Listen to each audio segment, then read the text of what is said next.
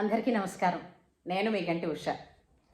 నా మిత్రులకి, శ్రేయోభిలాషులకి, సబ్స్క్రైబర్స్కి అందరికీ కూడా శుభాభినందనలు. మంచి మంచి కామెంట్స్ ఇస్తున్న, నా వీడియోస్ని ప్రోత్సహిస్తున్న మీ అందరికీ కూడా నా శుభాభినందనలు, కృతజ్ఞతాభివందనాలు తెలియజేసుకుంటున్నాను. ఈరోజు ఒక అద్భుతమైన విషయం గురించి మాట్లాడుకుందాం. ఏమిటో అద్భుతం అంటారు? నిత్యం రోజు మనం అందరం చూస్తూనే ఉన్నాం. కానీ కాస్త ఏంటంటే, అవునా ఇది సరేలే, ఇదేదో వాళ్ళ చేదస్సం కొద్దీ పెట్టుకుంటారులే, లేదంటే ఇది ఇలా ఉండాలి కాబట్టి పెట్టుకుంటారులే, అదేదో భక్తి ఎక్కువ ఉన్న వాళ్ళు పెట్టుకుంటారులే అని అనుకుంటాం. ఏమిటి పెట్టుకోవడం ఏమిటి? దేని గురించి? విభూతి, భస్మము, విభూతి అంటారు కదా, దాని గురించి. అసలు అనుకుంటూ ఉంటారు కదా, కొంతమంది ఇలా అడ్డంగా పెడతారు, కొంతమంది నిలువుగా పెడతారు నామాలు. సరే, తర్వాత కొన్ని ప్లేసెస్ ఉన్నాయి కూడా, 16 భాగాల్లో విభూతిని ధరిస్తూ ఉంటారు. ఇక అఘోరాలు అలాంటి వాళ్ళైతే వాళ్ళు మొత్తం దేహం అంతటా కూడా భస్మాన్ని పూసుకుంటారు అన్న సంగతి అందరికీ తెలిసిందే. ఎందుకంటే ఈ మధ్య రీసెంట్గా కుంభమేళా జరుగుతోంది. అందరికీ నాగ సాధువుల్ని గట్రా చూస్తున్నారు కాబట్టి అందరికీ తెలుసు, ఐడియా ఉంది. ఇంతకీ విభూతి అని అనగానే దాని మహిమ ఏమిటి, అది ఏమిటి, ఎందుకు ఈశ్వరుడు ధరిస్తాడు, దానివల్ల పవిత్రత ఉంది, దానివల్ల పాపాలు పోతాయి, ఇవన్నీ మనం తెలుసుకుంటున్నాం. కానీ ఇప్పటి కాలం పిల్లలకి ఇది సరిపోదు కదా. సైన్స్ బిహైండ్ దట్, అసలు ఏంటి విభూతి వెనకాతలు ఉన్న సైన్స్ ఏంటి, అసలు దాన్ని ధరించడం వలన భౌతికపరమైనటువంటి బెనిఫిట్స్ ఏంటున్నాయి, అంతే కదా. ఇప్పుడు మనకి ఏదైనా ఒక విషయం చెప్పామంటే, ఒక మందో మాకో ఏదైనా వాడాము అని అంటే దానివల్ల మనకు వచ్చే ఎఫెక్ట్స్ అండ్ సైడ్ ఎఫెక్ట్స్, ఈ రెండు కూడా మనం తెలుసుకుంటాం. అంటే good effects and side effects. అలాగా దీని గురించి నేను ఎప్పటి నుంచో నేను సెర్చ్ చేస్తున్నాను. చేస్తుంటే ఇవాళ పొద్దున్న సడన్గా, అంటే ఇప్పుడు చూడండి, యద్భావం తద్భవతి, ఏది వెతుకుతూ ఉంటామో మన శ్రద్ధ ఉంటే ఆ వెతికేది ఎక్కడున్నా అన్నది దొరికేస్తుంది. ఆ మధ్యన ఎప్పుడో కొన్నాళ్ళ క్రితం శ్రీ గరికపాటి వారు నవజీవన వేదం అనే ప్రోగ్రాం కింద చేస్తున్నప్పుడు చెప్పారు భస్మధారణలో అని చెప్తూ, దాని వెనకాతల సైన్స్ అతి చిన్న 2 వాక్యాల్లో చెప్పిన తర్వాత ఒక్కసారిగా ఓహో దీనిలో ఇంత విశేషం ఉందా అని అనిపించిందండి. అవేమిటో ఇప్పుడు నేను మీతో చెప్పుకుంటా, అంటే మీతో పంచుకుంటాను నేను. ఓకే, ఏంటది అని అంటే, అసలు యాక్చువల్గా చెప్పాలంటే చాలామంది చూసారా, విభూతి పెట్టుకుని మధ్యలో కుంకుమ ధరిస్తారు. ఎందుకని? ఆ విభూతి ఎందుకు, ఈ కుంకుమ ఎందుకు అంటే, విభూతి ఈజ్ ఎనర్జీ, ఆ కుంకుమ అన్నదిట మ్యాటర్. ఈ రెండు కలిపితే యూనివర్స్ అయిందండి, అంతే కదా. ఇప్పుడు డార్క్ మ్యాటర్ అండ్ ఎనర్జీ, ఈ రెండు కలిసినది విశ్వం అని, అదే శివశక్తుల కలయిక అని, అదే అర్ధనారీశ్వర తత్వం అని. అబ్బా, నాకు ఒక్కసారిగా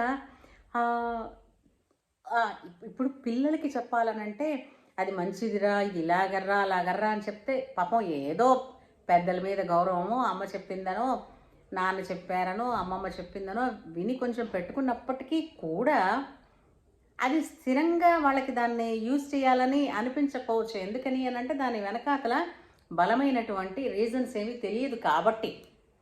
అయితే ఇది ఇలా ఉండగా అసలు ఎలా తయారు చేస్తారు ఈ విభూతిని అంటే, ప్రత్యేకించి దీనికి కొన్ని సమిధలు ఉంటాయి. ఆ సమిధలతోటి, అలాగే ఆవు పేడతోటి, తర్వాత వరి ధాన్యంలోంచి వచ్చే పొల్లు ఉంటుంది కదా, అంటే బియ్యం కింద తీసేసిన తర్వాత ధాన్యపు పొట్టు, ఆ ధాన్యపు పొల్లు అంటారు. ఆ పొల్లు ఈ పేడ కలిపి పిడక చేసి ఎండపెట్టి దానిని కొన్ని ఈ పవిత్రమైనటువంటి సమిధలతోటి, ఆవు నెయ్యితోటి కలిపి సకల దేవతారాధన కింద ఒక హోమాలు చేస్తూ ఉంటారు. ఆ హోమం నుంచి వచ్చినప్పుడు, ఆ హోమంలో తర్వాత చివరిన వచ్చేటువంటి భస్మం ఏదైతే ఉంటుందో ఆ భస్మాన్ని పవిత్రంగా ధరిస్తారు. చూసారా? అంటే ఆ విభూతి చేసే ఇదొక ప్రాసెస్. ఇంకా రెండోది ఏంటుంది అని అంటే, రెండోది క్రెమేషన్ గ్రౌండ్స్‌లో దొరుకుతుంది గట చితాభస్మం అని. అది కూడా కొన్ని ప్రత్యేకమైనటువంటి శివాలయాల్లో శివుడికి అర్చన చేసేది చితాభస్మమే. మొట్టమొదటి రోజులో అంటే ప్రథమ పూజ చితాభస్మంతో చేసే దేవాలయాలు కూడా ఉన్నాయి. అయితే ఇంతకీ అసలు ఈ ప్రాపర్టీస్ ఏంటున్నాయి? విభూతిలో ఉన్న ప్రాపర్టీస్ ఏంటి అని అంటే, కొన్ని మినరల్స్ ఉన్నాయి, మెగ్నీషియం ఉంది, కాల్షియం ఉంది, ఇంకా కొన్ని ప్రాపర్టీస్ ఉన్నాయి.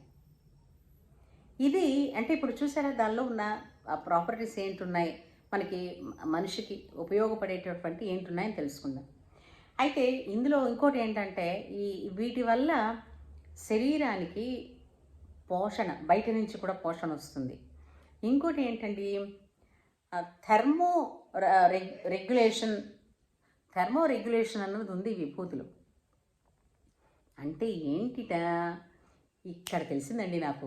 శివుడు ఎందుకు ఒళ్ళంతా బూడిద పులుముకుని కేవలం ఒక చిన్న మృగచర్మాన్ని ధరించి హిమాలయాలలో, ఈశ్వరుడికి ఇల్లు కూడా లేదంటారు కదా, హిమాలయాలలో అతను నివసిస్తారే అంతర్చలిలో, కేవలం భస్మాంగరాగోజ్వలం, అంగరాగముల కింద భస్మాన్నే రాసుకుంటాడని.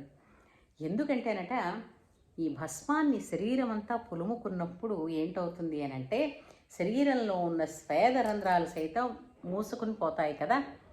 అప్పుడు ఏంటవుతుంది అంటే, శరీరంలో ఉన్నటువంటి ఉష్ణోగ్రత ఏదైతే ఉందో అది బయటికి పోదు, ఉష్ణం కోల్పోదు. ఇప్పుడు బయటికి వెళ్ళినప్పుడు శీతాకాలంలో బయట చలి ఉంది, కానీ మన శరీరంలో దాన్ని ప్రొటెక్ట్ చేసుకునేంత వెచ్చతనం పోతుంది కాబట్టి, మన శ్వేతరంధ్రాల ద్వారా పోతూ ఉంటుంది కాబట్టి స్వెటర్ వేసుకుంటే మన శరీర ఉష్ణోగ్రతని మనకి ప్రిజర్వ్ చేస్తుంది కాబట్టి మనం వెచ్చగా ఉంది అనుకుంటాం. అంతే తప్ప ఆ వస్త్రం మనకి కొత్తగా తెచ్చింది ఏం లేదు, మన ఉష్ణోగ్రత మనకు బయటకు పోకుండా చూస్తుంది. 98.4 కదా మంది. అయితే ఈ స్వెట్టర్లు ఏమీ అక్కర్లేకుండా -డిగ్రీల్లో సాధువులందరూ, కొంతమంది తపస్సు చేసుకునే వాళ్ళందరూ హిమాలయాల్లో అలా ఎలా తిరుగుతారు అంటే, భస్మం రాసుకుంటే వాళ్ళ శరీర ఉష్ణోగ్రత బయటికి పోదటండి. అలాగే వేసవి కాలంలోనట మన శరీరంలో చల్లతనం ఉంటుంది, కానీ బయట వేడిగా ఉంటుంది. అటువంటప్పుడు రాసుకుంటే శరీరంలో ఉన్న చల్లతనాన్ని నిలిపి ఉంచి ఎండని రిపెల్ చేస్తుందట విభూతి. ఎండని రిపెల్ చేసిందనుకోండి, ఎంత ఎండలో, ఎర్రని ఎండలో నిల్చున్నా కూడా కూల్గానే ఉంటుందట. అందుకని అంటే థర్మో రెగ్యులేషన్ అన్నది చేస్తుందని భస్మధారణని చేసుకో ఉంటారు. ఇంకో విషయం తెలుసా మీకు, చాలా రకాల స్కిన్ ఎలర్జీసు, కొన్ని రకాల ర్యాషెస్, తర్వాత ఇలాంటివేవి కూడా, అండ్ ఇంకోటి ఏంటంటే ఎసిడిటీని న్యూట్రలైజ్ చేస్తుందట భస్మధారణ. ఏంటి, బయట నుంచి, లోపల నుంచి కాదు, లోపల వేసుకోమని కూడా చెప్పటంలే. అప్పుడు అనిపించిందండి, ఇన్ని రకాలు భస్మాన్ని ధరిస్తే ఉన్నాయా, అందుకే ఈశ్వరుడు భస్మాన్ని అంతలాగా ధరిస్తాడా. ఇంకా ఆధ్యాత్మికమైనటువంటివి చెప్పాల్సి వస్తే ఇంకా చాలా ఉన్నాయనుకోండి. తర్వాత ఇంకేంటంటే, స్కిన్కి ఫ్రెండ్లీగా ఉంటుంది. రెండోది జర అంటే ముసలితనం అంటారు. జర అనే వ్యాధి, ముసలితనం అనేటువంటిది ఒక వ్యాధిటండి. అది ఏమి కొత్త అంటే శరీరంలో మార్పు అని కాదు, మానసికంగా అది ఉంటుందట ఈ జర అనేటటువంటిది. అది ఎన్నో రకాల వ్యాధులకి మూలం అవుతుందట. అసలు సహజంగా మనకు మాట చెప్తూ ఉంటారు, పూర్వజన్మ కృతం పాపం వ్యాధి రూపేణ పీడిత, గత జన్మలో చేసిన పాపాలన్నీ వ్యాధి రూపంలో బాధపడతాయి, పీడిస్తాయి అని చెప్పేసి అంటూ ఉంటారు. అందుకని విభూతిని ధరించండి, పాపాలు పోతాయి అంటారు. విభూతిని ధరిస్తే పాపం పోవడం అని అంటే రోగాలు రాకుండా ఉంటాయట. స్కిన్ యంగెస్ట్గా అంటే ఎప్పుడు యూత్ఫుల్గానే ఉంటుందట స్కిన్ అన్నది. సో ఇన్ని లాభాలు భస్మాన్ని ధరిస్తే ఉంటాయా. ఇంకా దానికి మహాత్ముల స్పర్శ తగిలిన తర్వాత ఇంకా దాన్ని ఇంకా శ్రద్ధగా మంత్రాలు వచ్చిన వాళ్ళైతే త్రయంబకం యజామహే అని అనుకుంటూ కూడా పెట్టుకుంటారు. అవన్నీ అనకపోయినప్పటికీ కూడా శరీరానికి అంటే కనీసం నుదుటి మీదనైనా విభూతి ధరించడం వలన ఎన్నో లాభాలు ఉన్నాయట. ఇప్పుడు నాకు అనిపించింది అనమాట, ఓహో, అంటే విభూతి ధారణ వల్ల ఇన్ని ఉపయోగాలు ఉన్నాయి కాబట్టే ఈశ్వరుడు ప్రత్యేకించి శంకరుడయ్యాడు, శుభాలనిచ్చేవాడయ్యాడు. రోగాలు రానివాడు, వ్యాధులు లేనివాడు. తర్వాత ఇది పాజిటివ్ ఎనర్జీస్ని కూడా అబ్జార్బ్ చేసుకుంటూ ఉంటుంది. సో దానివల్ల ఇవన్నీ ఉన్నవాడు అంతే కదండి. ఇప్పుడు రోగాలు లేకుండా ఇవన్నీ ఉంటే మనిషి ఎప్పుడు ప్రశాంతంగానే ఉంటాడు కదా. ప్రశాంతతే మనకి శుభాలను ఇస్తుంది అంటారు, అంతే కదా. ఇది విభూతిలోని రహస్యం అండి. అంచేత ఇక మీదట ఎవరైనా మనకి ఇంట్లో మంచి దేవాలయాల నుంచో అక్కడి నుంచో మనకు తీసుకొచ్చి విభూతిస్తే, ప్రత్యేకించి శివాలయాల నుంచి చక్కగా పెట్టుకోవడంలో లాభమే కానీ ఉపద్రవం అయితే ఏమీ లేదని చెప్పేసి తెలుస్తుంది దీనివల్ల. ఏమంటారు? అంతేనా? ఉంటాను మరి.